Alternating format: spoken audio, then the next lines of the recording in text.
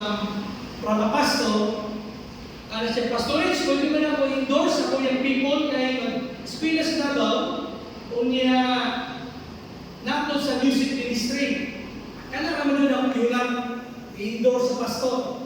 Siguro, dapat ng pastor ng inahan, may PA pa sa kuwang inahan, Pastor, pwede mo na ako endorse ako anak niya, mag-ministry kay eskwela man, labahan na siya. No? So, salamat as Ginoo kay tagahan tao padalan na niya magbubuhat sa music ministry. She can lead to worship, she can handle the keyboard also. So, wala ka na bilhin ng uyuan, iyakan, ang endorse, Pastor John. Bago ba, ginikanan na yan. Okay? So, itawagan na ako ang sunod gawahin. Ang dapat na ito ako kasi sa pagpaminaw, si Pulo Sino, Kapagdadon, Police Captain, Alan Pakuntan. Ato siyang palapakan.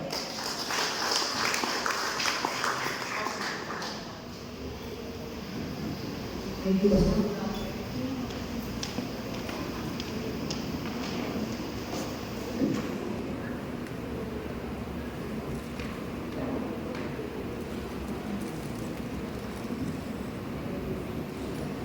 Are we blessed today?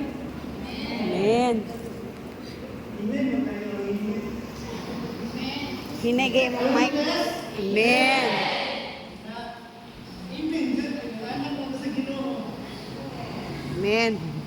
Ang akong expert punta, ito gikan sa Marag saya. chapter 6, verse 58 to 65. Kung gusto ng klasa, para karoon alabang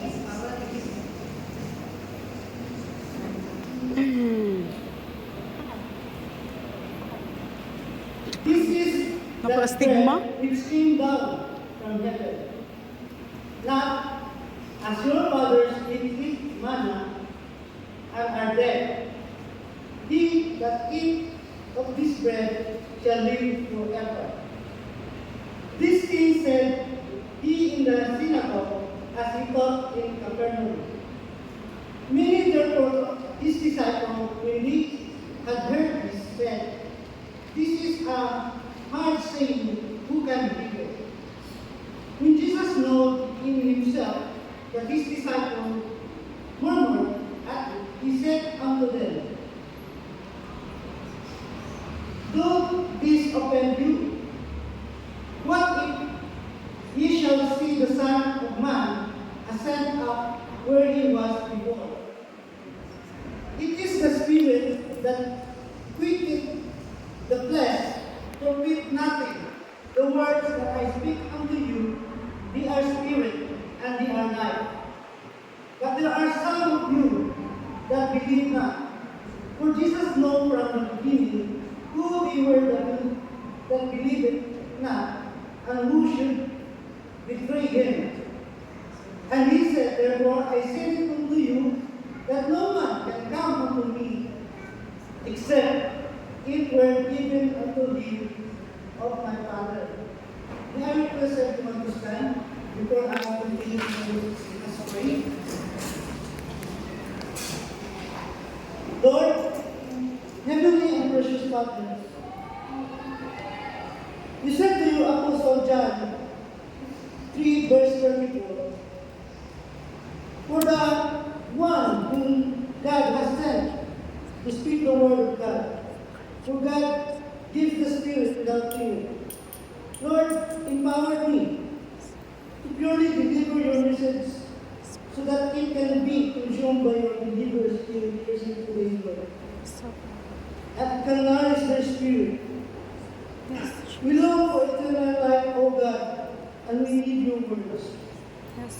Lord, I will empty my vessel so that the Holy Spirit may seep into my senses to work, to deliver a loud and clear message, O God. All glory and honor are yours forever, Lord. This we pray. Amen and amen. Amen. We will take this. The words that I speak to you are spirit and are life. So before I continue my message, mata sa gamay ng Biblia,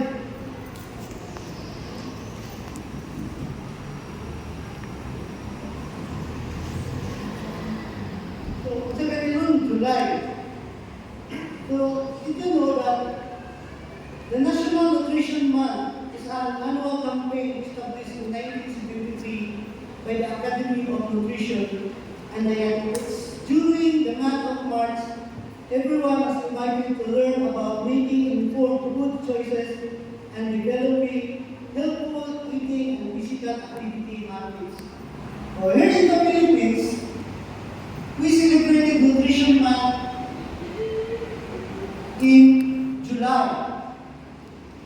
So, not only healthy eating, but Nutrition Month Philippines also makes people aware of the specific diets needed to combat illness such as hypertension, diabetes, and certain types of cancers, and also how food can be first line of defense against certain illness. Diba?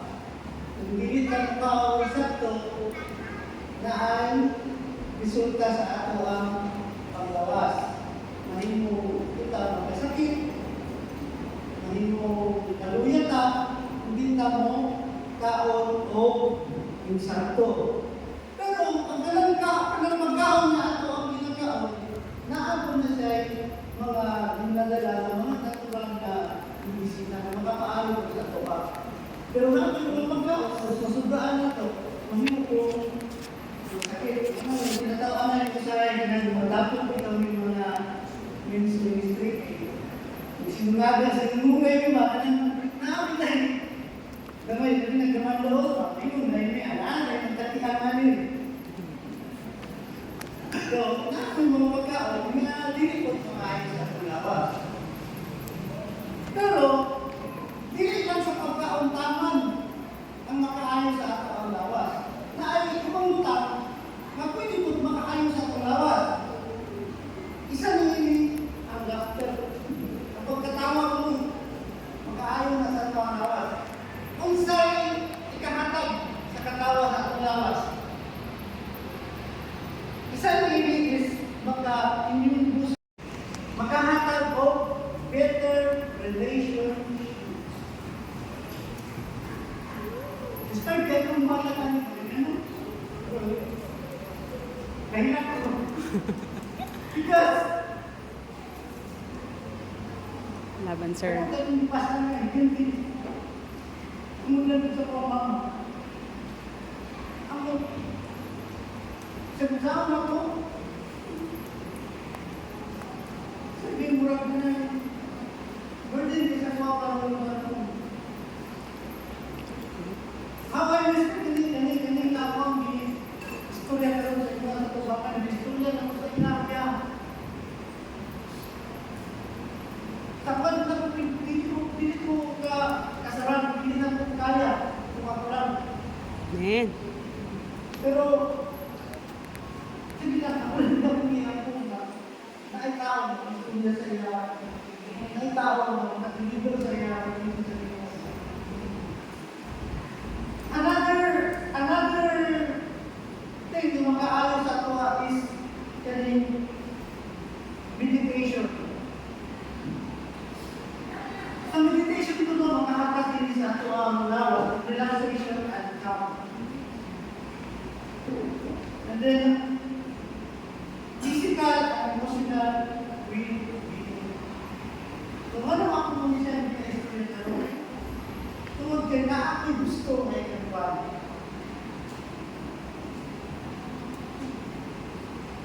Nurturing our spirit.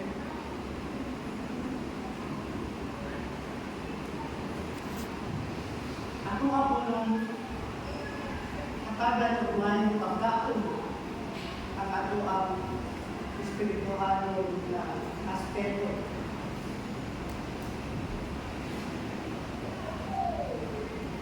So, ang ato ang lawas, di po niyo duha ang ato ang physical self, ang kalibutan ng lawas,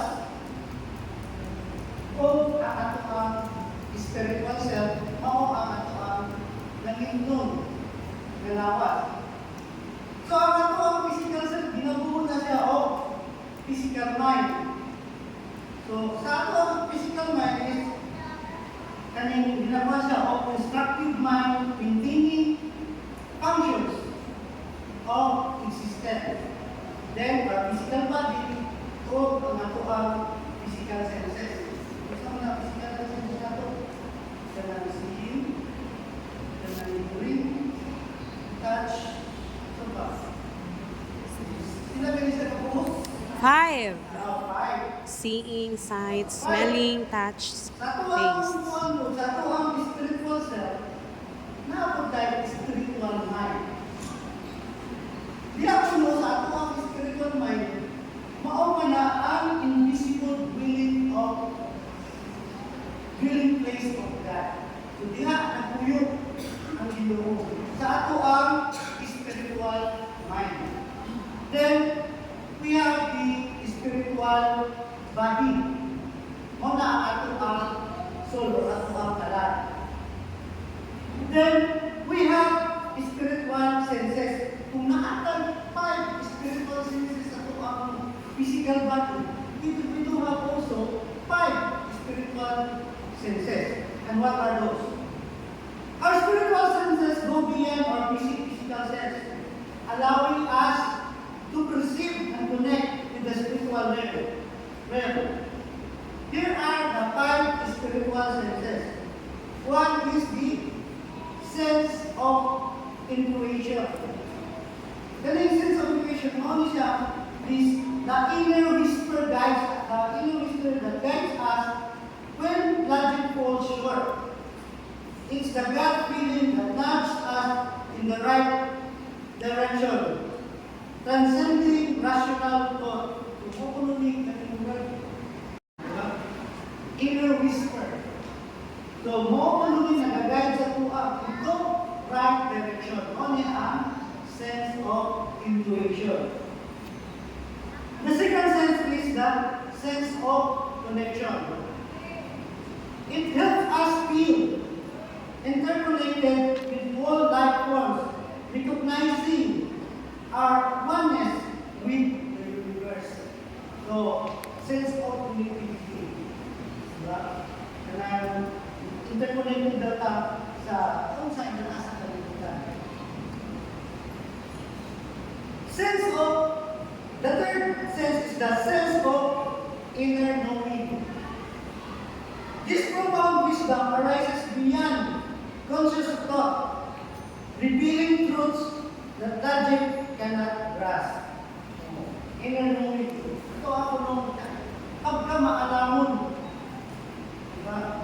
So, muna ang ato ang another sense sa ato ang spiritual sense. Then, sense of transcendence. It allows us to rise above mundane concern, connecting to higher realms and universal realities. So, sense of transcendence. Sila nagtututa na naatay padulgan kung man niya ito sa kalimutan. So, muna ang sense of transcendence. Then, sense of purpose. So, it aligns us with our life's mission, giving meaning and direction to our existence. So, ito ang katagan mo, purpose na ito ang ginagawa. So, muna ang sense of purpose. So, na-apoy di ba kasenses ang spiritual aspect of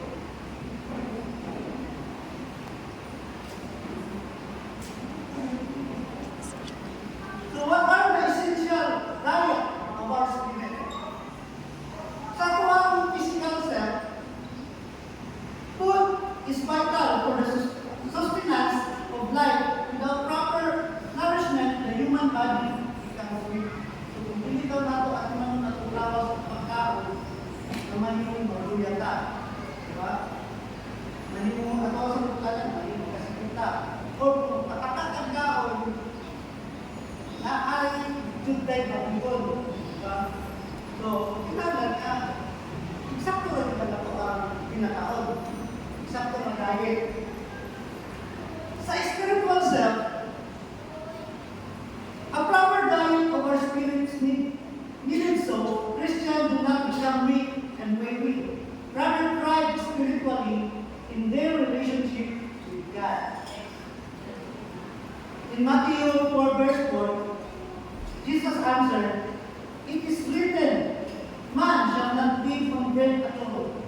but on every word that comes from the mouth of God.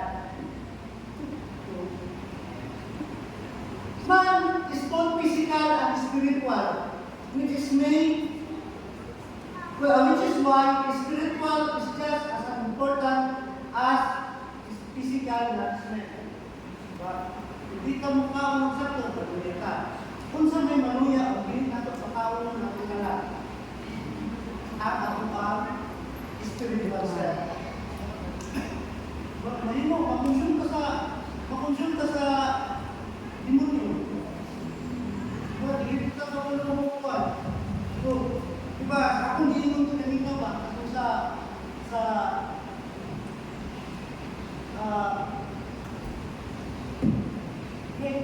grateful heart. Kung sa man ang ko, dili mo practice ang grateful heart. Kung sa imo ang kanila reverse na what?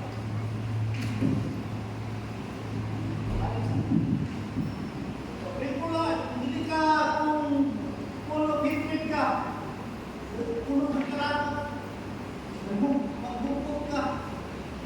Kung saan may mga sakit na saan mo talaga makuha. Stress, mental health, mabuha ka. Ba? Wala tayo maamong relasyon. Kung dili mo pagkaunon, eksakto ang spiritual self, muna ang sakit na iyong makuha. Ako ka na magkakaw. Can I say amen to that?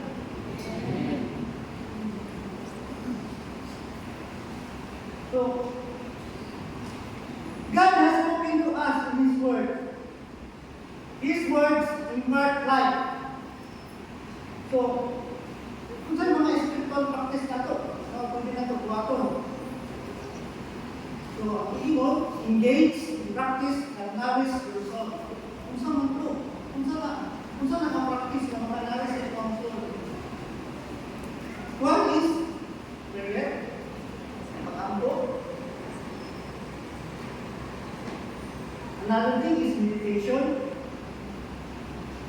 and acts of kindness. This practice helps center your energy and connect you to the higher frequency. Remember that nourishing your spirit involves more than just physical sustenance. It's about holistic well-being. Man. Some of them are holistic well-being. What is mindfulness? Meditation, community, gratitude, and service.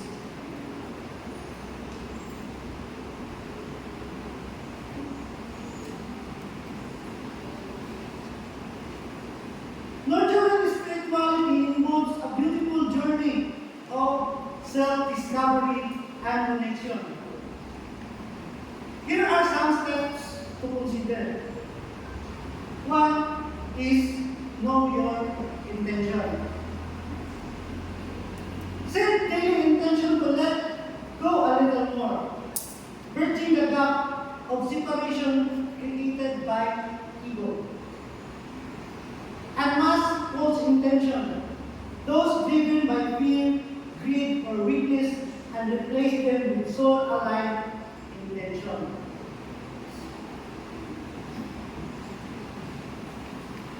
Number two, set high intention. Aim for mastery and miracles. Vision is the beginning of mastery. Recognize the miracles around you, allowing greater ones to unfold. Recognize mo ba ito? Ano may ginagawa yung mga miracle? At kung pasalamat sa Ginoo na naitapo miracle.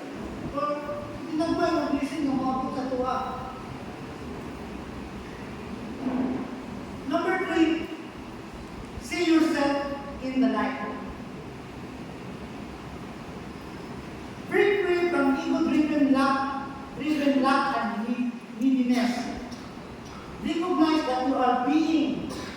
light, just like Satan.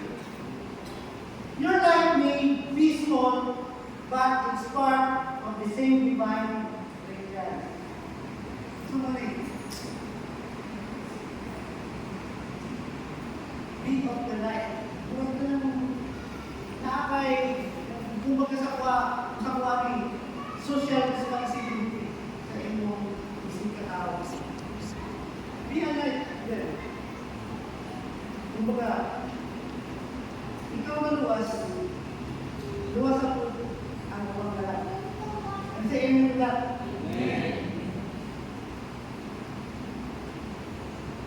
See others in the light. Everyone lives in the same light. When tempted to judge, remember that each person is doing their best from their level of consciousness. Napiling-tiling sa ng puro mo niya ako ang umikatwag na nakakataw. Tuloy mo na ako sa mga nawala. Kaya hindi mo nila i-consider the others as their life. Pag maistoryahan, masakitan, wala na. Backside na. Ginawa na. So,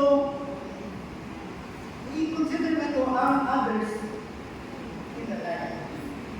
Panginoon na ito. Mga ako naging mo na ganit ka kada nakanang akong kauban. Muna'y nagdala sa pulo sa dulo. Ako sa Diyos na Panginoon. Amen?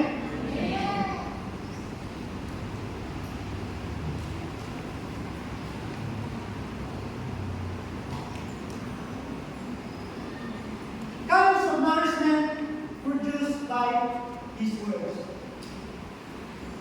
Kung sa physical food na to, ang ato ang makuha, the food that are usually taken by humans are example, milk, bread, honey, meat. Pero kung sa ato ang staple food sa mga Pinoy, mostly rice, rice, vegetables, meat, o ginahan pa, para makuha na ito ang healthy na physical body. In spiritual self, God's words provide also milk. So in Peter chapter 2 verse 2, like newborn babies crave pure spiritual milk, so that by it you may grow up in your salvation. So, kung na, atong practice nga, atong mga o spiritual na pagkaon. Asang matutuwa, inaagin sa pulong sa Ginoo. Asang matutuwa ang pulong sa Ginoo?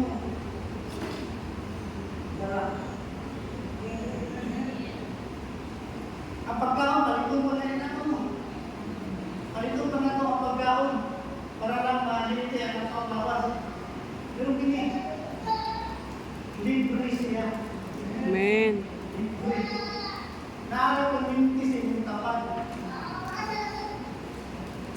Walang bayan. Number 2 is bread.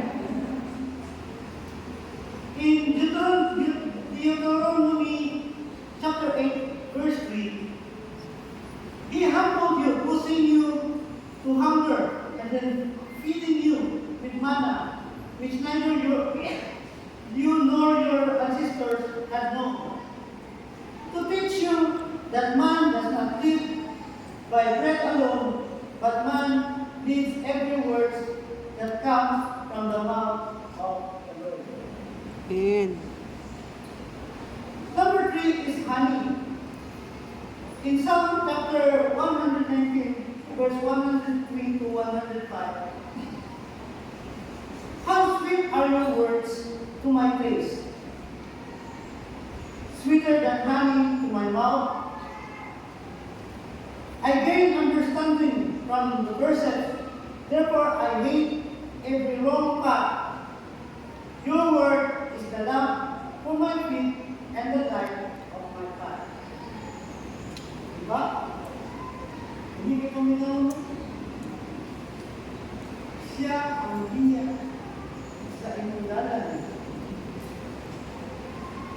siya ang diya sa inyong mga tingin.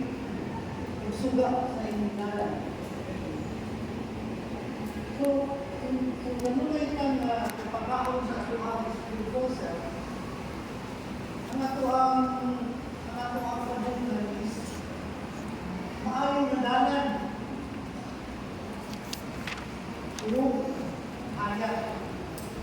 Amen. Number 4 is meat. In 1 Corinthians chapter 3, verse 2, I gave you milk, not solid food, for you were not yet ready to it. Indeed, you are still not ready. Kaya mga food metaphors demonstrate the importance of ingesting God's words, making it a part of us. Nag-ingest ka o ulong sa Ginoo, ayaw kita ang tao. Dili kita daw ang tao. Kaya nakatanan niya makuha sa Bible. Wala sa istorya sa kasawa at kanina. Ikaw na lang natin. Dili makuha ka na. Nagkakay problema. Ng tubag. Hindi mo. Nakagawin. Super. Amen. Kanina na rin, ilan kayo. Kasi hindi ang pag-ibawa ko. So, hindi mo niya.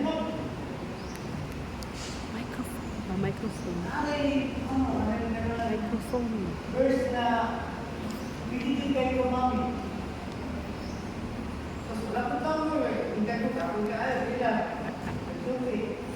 Isang balik, hindi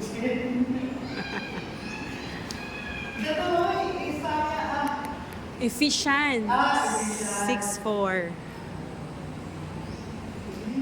dito sa Ephesians. Ayaw pasok ah. Ayaw pasok ah. Ayaw pasok ang anak. Hinuon. Hinuon na maayos siya sa o disiplina Sa Kristohanon nga pamaagi. Diba?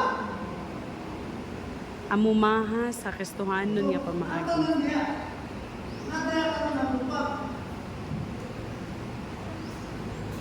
Saan mo? Kung tayo mga paano ka? Hindi na pero isa mo ko ito daan at kubang ba? Hindi yung tanawang sa Bible. Ito ngayon mo alam mo one mo kaya lang may stabilize sa cellphone na tanaw ba? Kaya naman dito. So, the scripture is not something merely to study or read, but to be eaten. Hindi ba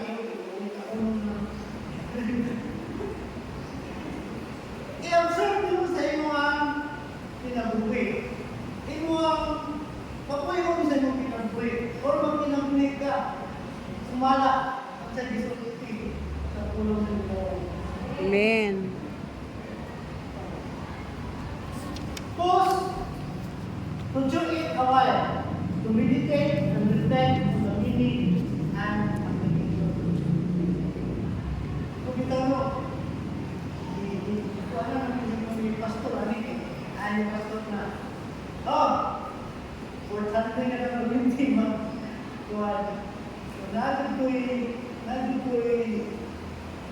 time na, kung ano na ako sa hindi, meditate ko reflect, may ko sa guidance sa Ginoo, kung sa message na ako ang ipaabot sa inyo mga kaya wala lang ako kung ang mensahe kaya ang gusto ko ako dahil ako ang gusto writing okay na po so importante nga mag-meditate o mag-reflect ka sa pulong ng Ginoo.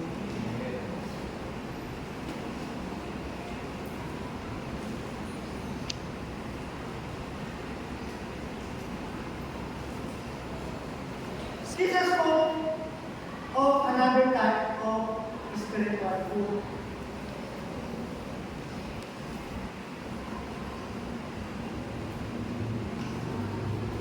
Kaning sa kuan, kaning associated in the picture is the story of kaning Samaritan woman. Kaning Samaritan woman is that kaning mga race of people that the Jew utterly despised as having no claim for their life. During the biblical times, drawing water and jumping at the well was the social high point of woman's day. However, was organized and marked as immoral. So, in John 4 verse 10, if you know the gift of God, and who is it that asks you for a drink, you would have asked him, and he would give, and he would have given you living water. So, ang message na gusto ipaamot ang tatong dito is that in spite of our bankrupt life, God values us enough to actively seek us to welcome us to the intimacy and rejoice in our worship. So kung sa doon ka pagkasasala,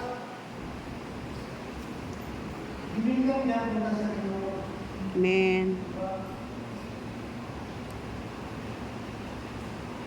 In John 4, verse 13, nagingon ng Ginoo, everyone who drinks this water will be thirsty again.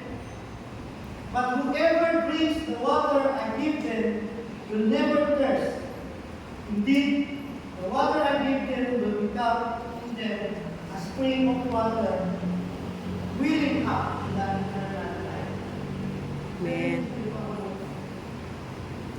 Tingin siya, eternal life. So, ang iyang i-provide is provision of eternal life. So, kung guilty ko no, ang ato ang spiritual self, kung atong di pagkaon, maayo ang ato ang spiritual self, God provides eternal life. Amen. So, kailangan mo ang ability ang ato ang spiritual self. Amen. Gusto mo o eternal life. Amen. Sige, may langit.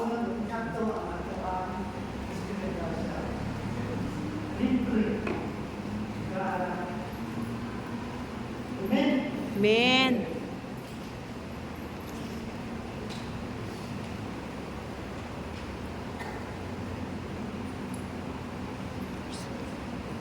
The end result of having a good and exact life. Sa ato ang physical self, most of us needing an exact diet or nourishment to our body will result to a healthy physical appearance. Guwapo o guwapa ta. Matso, siksi. Kung yun ito ang physical self. Sabog na o ang ato ang spiritual self, healthy mo. Diba? Kung healthy ato ang physical self, we have sound mind, sound body, and sound senses. Amen. Kung healthy ato ang spiritual self, we have sound spiritual mind. We believe in God. We allow God to dwell in our spiritual mind. Sound soul.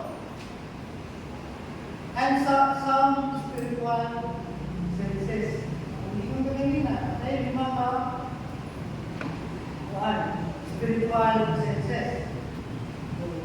Natay sound spiritual, natay intuition, natay hindi ko kanina.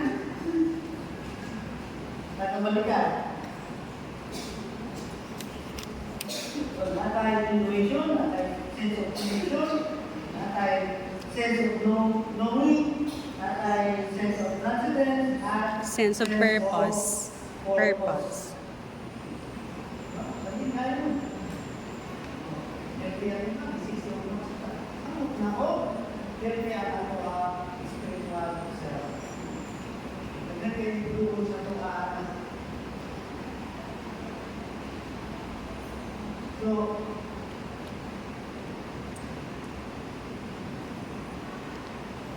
sa spiritual self, kung hindi ako sa spiritual self, ang ato ang provision yung hanggang is eternal life. So, Jesus prepared this food as to do the will of His Father and to accomplish His works. The food metaphor refers to faith, salvation, and sacrifice. So, in John 6, verse 54 to 55, whoever eats my flesh and drinks my blood has eternal life, and I will raise him up at the last day. For my flesh is real food, and my blood is real food. So, we need spiritual food. That is to say, we need the Word of God. We need to do the will of God, and we need Jesus Himself.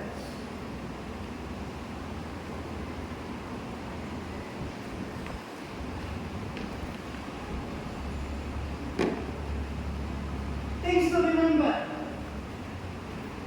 Keep physical healthy, for you have a social responsibility. Remember na ko ba kung sa way pa ni Kuya Albert? Ito na po ang mami ni General Herrera. Inanang mo na to na kita kay Buhay Pamasa. Ato ang i-maintain na ato ang physical self na healthy. May nakakay social responsibility. Ato ang brothers and sisters in Christ. Diba? Then, keep spiritually healthy for you to have an eternal life. Amen? Remember, nourishing your spirit involves more than just physical sustenance. It's about holistic well-being, mindfulness, meditation, community, gratitude, and service.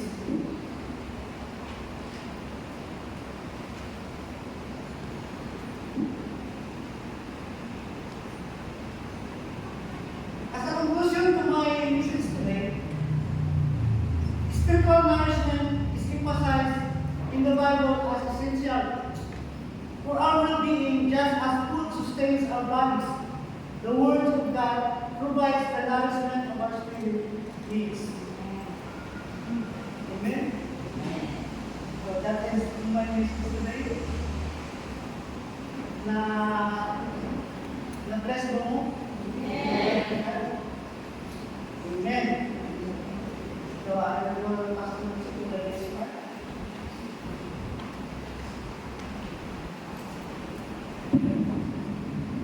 Amen. Hallelujah. Salamat sa tulong sa Ginoo na nagdala sa panalangin that speaks about nourishment of our spiritual life. You are to nurture our spirit by usaban with a spirit